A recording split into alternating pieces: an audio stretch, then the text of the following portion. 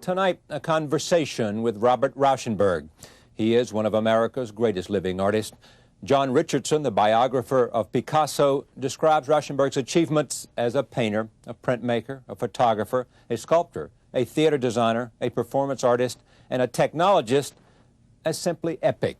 Tonight, this program airs a conversation that took place in the fall of 1997 when an audience listened in at the Guggenheim's Peter B. Lewis Theater. We follow the conversation with a walk through the exhibition joined by the artist at the Guggenheim Uptown. Robert Rauschenberg was born October 22, 1925, in Port Arthur, Texas, an oil refinery town on the Gulf of Mexico. Rauschenberg later studied at the Black Mountain College in North Carolina with legendary Bauhaus alumnus Joseph Albers, who became, in Rauschenberg's words, the most important teacher he ever had. After his first solo exhibition in 1951 garnered the respect of then popular abstract expressionist, Rauschenberg's career took off and continued to soar.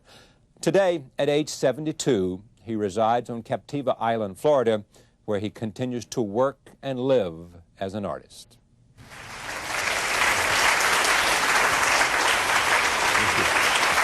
You on this side. Okay.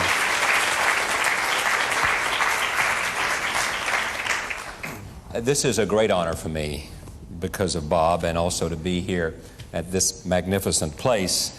I'll tell you a little behind-the-scenes story as we begin. We're standing back and about ready to come on, and there is a big container there, and it has lights and things like that. And I grabbed Bob by the shoulder and I came over and I said, I look at this and I see television equipment. And you look at this and you see art. He said, no, I see the beginning of art. And the point is that you want all of us to look at what's around and see what? I want you to feel at home. Feel like? At home, so that you're not living in an environment that you're not experiencing. And it's so easy to get accustomed to everything that's around you, thinking of it as just a utility or something that's invisible. And anything that can reflect light is of some interest. You see, here is what so many people say about your work and your life. There is a childlike enthusiasm, there is a joy, and that you approach things without a sense of risk. You're just on a journey. I think that an awful lot of time is sort of consumed in apprehension and fear and worry that could be used in action. I'm not fearless, yeah. You know. You can scare me. You actually do. I do. How about fun-loving? Is that a description of you? One who's enjoyed. I don't separate that from just everything else. I mean, I don't do vacations, you know. I mean, my greatest joy is in working. That's when I feel a wholeness and a celebration of a unity with everything around me. And I feel at least self-conscious. When you're working? Yes. And when did you discover art? I always drew, but I always thought that everybody drew. And I was on every, in school, that was the only interesting thing that I did, is I was on every poster committee and, anything that had anything to do with creativity. Yeah. And, but in Port Arthur, you didn't have an idea that there was I mean, there was no such thing as an artist. Right. In those days, it was a well-known fact that if you're an artist, that you have to go to France. Yeah. This is post-World War II. And that's where I discovered that I was about 40-some-odd years late. The artist had left, or? Well, they were doing sort of Freudian, Jungian dissections of great works. And they were doing lousy Picassos, lousy Legers, and I had to find out about them. I did go to all the museums I could get into. I got so carried away physically and painting with my hands. I didn't even want it's a little neurotic, but you know, I didn't even want the brush to come between me and the image. And I was wearing paint rags. And I knew that this was a smart move. I realized that if I had stayed with this kind of obsession of, you know, that I wasn't going to learn anything, I wasn't going to develop. And my girlfriend said who became my wife, Sue Weil, that she was going to Black Mountain College, and I had read about it in Time magazine about the world's greatest disciplinarian in the arts, Joseph Albers. Yeah. And so I thought that's what I need, discipline. And so I got it. And you got discipline there? Oh, yes. How did you get? I got discipline, abuse, ridicule. He was good. You consider him one of the most influential figures in your life. Actually, he was so clear in his direction that I was able to, by contrast, really figure out what I was. Actually, the white paintings came out of the Albers' frustration. I wanted to push painting as far as I could physically imagine it. And but they didn't really succeed because there's one thing that I could not eliminate, and that was size. And if you have size, you have proportion. Yeah. And if you have size and proportion, and white is a color, then you have a painting. I mean, you have an academic work. You know what some people said when they saw the white painting? I've heard some. One said, what does he think he is doing, trying to make it look easy? Well, that's what they said about that's what de Kooning said about Barney Newman. You once said, an artist has to start without any conceivable purpose other than curiosity and a sense of adventure. Not a good job, not a better life. I just do what I do. Yes? It's not a question, but I think curiosity is probably the most important energy that any creative person can have. Just to wonder why. Why not? What happened after Black Mountain? Neither why nor why not. Just to wonder.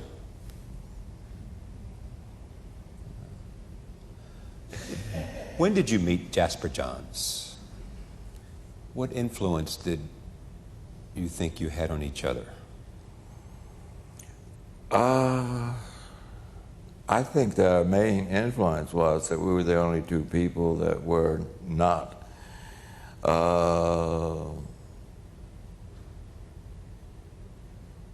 trying to do abstract expressionism. We were the only two people doing something else. And so, you know, I mean, We were both an audience of one to each other's work.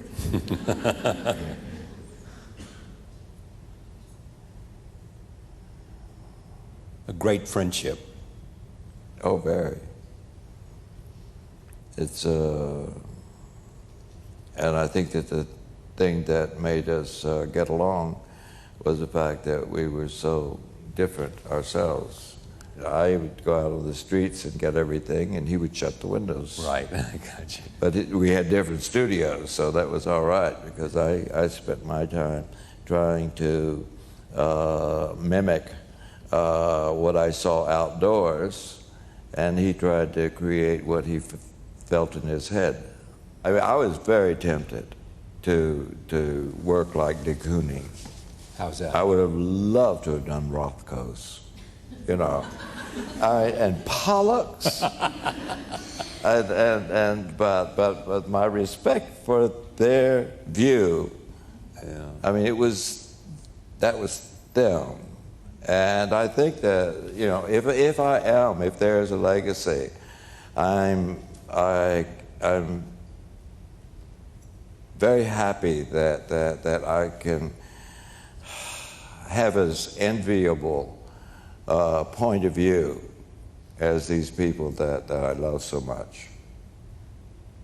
Here's what John Richardson said about you. He said, he's the only artist of our time who continues to address major themes of worldwide concern without bombast or cant or an aesthetic or political agenda, and who so, by utilizing technology in ever more imaginative and inventive ways, always blessed with the incomparable advantage of an innocent eye. Does that sit well with you? Sure. Do you see that? I mean, when you see these things that people write about you in terms of the impact. I see it with the innocent eye. The other thing Richardson said, what you caught my eye, was that you're the painter of history and the history of now. I mean, you have always been that. Now. Oh, that's my major influence. When did you have the battle with alcohol? Well, I'm still having it. You think I like Diet Coke? No, it does. An iced tea up to here. When did you stop drinking? I guess it's a little over 2 years ago now. I went to Betty Ford's. You finally said, this is out of control. I was dying. Was it making a difference in your art?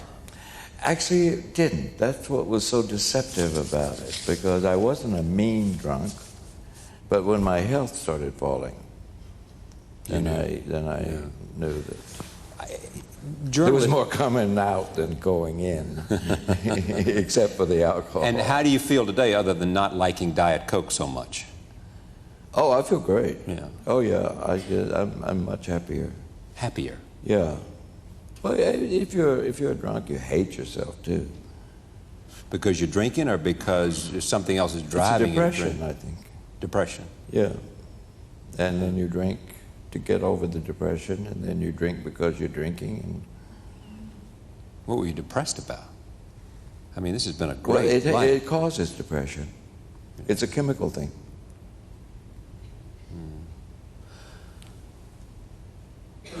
Well, it's hard to feel good about yourself, if you can't live without a drink. Yeah. What was this show supposed to be about? Well, you. Let me talk about this exhibition and what you want to come away. But you said an interesting thing. You said something like, you know, I want to talk to the guy who did all this. I do feel detached, but that's mostly because I have a sense when I'm working well that I'm invisible. Well, I don't have anything on my mind when I go to work. Then what guides you? A lack of purpose, probably. So it's just happening. You don't know. Well, it doesn't happen if I don't do it, but you know, it's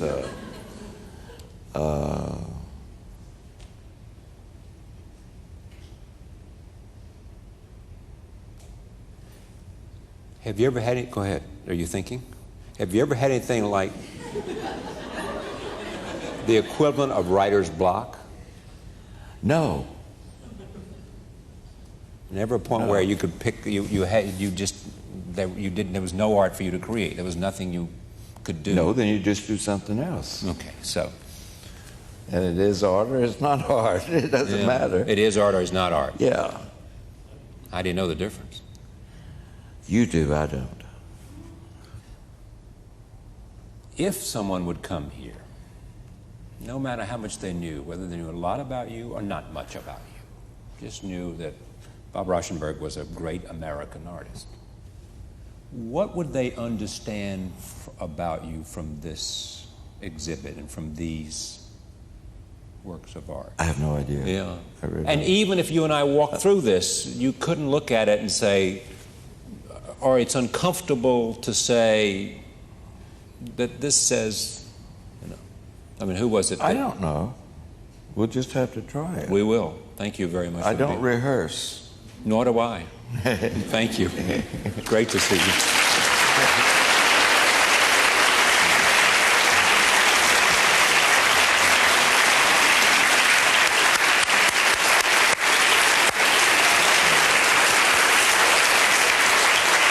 Thank you very much.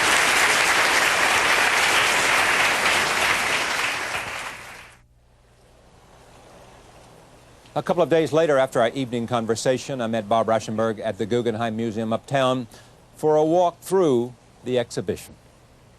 Tell me about this room and what we're going to see. Well, these are the glass works are the latest things that I've done. Yeah. And in fact, I hadn't even seen them assembled until we got them in the room. Why did you turn to glass?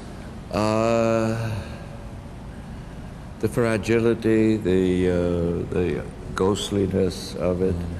I wanted solid objects to be represented in a more ephemeral Talk to me about this. Medium. This is autobiographical. That could be you. That is me. No. Oh yeah.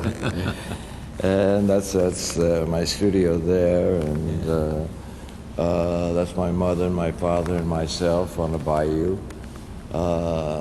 And the circle of information is a kind of a chronology up till that moment that it was finished. There's not much process there. It's a concept. litho, and I thought I would start with 3 circles, right, and work out from there. And the top circle is obviously has to do with early, and that has to the center panel has to do with life activities, and this is covers romantic intentions. Romantic intentions. Let's go to the next. Okay. Go to the next room. What are we going to see here? I love this, as a matter of fact. I don't know why this is still untitled, because I like titling things, because it's sort of the thing that sort of wraps it up. Yeah. It's like it's like tying the bow. And well, this is a series of available materials, some approached with nostalgia, and some just by sheer accident. The chicken I came upon as an accident, and thought, why not? And the shoes were mine, were worn out. And but I think the interesting thing about this piece is it's the first piece that substantially moved away from the wall. yeah. Who's the photograph? I don't know, but it was the right scale. Yeah. Where are we going next? What shall we see next? I guess the goat's the next one. The goat. There's a interesting aspect of the monogram here, and that is that how I found it. I was the goat, that is. Everything else is obvious how I found it. But the goat was in a used furniture office supply window. And so one day I just, on a whim, and just went in and asked if the goat was for sale. And he said, well, I can't let you have it for less than $30. And so I had 15 with me, so I paid down and took it and told him I would come back with the other 15. And it took me about 2 months to get an extra $15. Yeah. And I went back, and the place had gone out of business. So I always think that one of these days he's going to pick up a magazine, he's going to, I don't think he'd be coming to the museum, but he's going to see it, and he's going to recognize it as his, and he's going to ask me for the other $15. That's great. This is what stuns me, Bob. It is the fact that you are, how many areas of exploration there are for you. Whether it's technology, whether it's performance, whether it's painting, whether it's sculpture, what am I leaving out? Silk screens, photography. You are pushing here and pushing here and pushing here. I'm hungry. Hungry to know, hungry to feel, hungry to... Insatiable curiosity about everything that I am unfamiliar with. And at the beginning of all these things, I was unfamiliar with them. Isn't everything that an artist does about himself? I'd like not to think so. It of course, has you, but it isn't you. And we were talking about like a Jasper Johns and myself, and what it was that isolated us from everybody else. Both of us were appalled by what was going on, the emotional climate, and the angst. Angst was very important. Freud was very important in art. And both of us were absolutely clean of that, and were embarrassed by the notion that art would come out of pain, and suffering would make better art than joy. And we were a two-man united front. Great to have you in this gallery, Guggenheim Retrospective, 1997. Thank you very much. Thank you, Charlie. Good to see you. Thank you for joining us. Robert Rauschenberg at the Guggenheim. See you next time.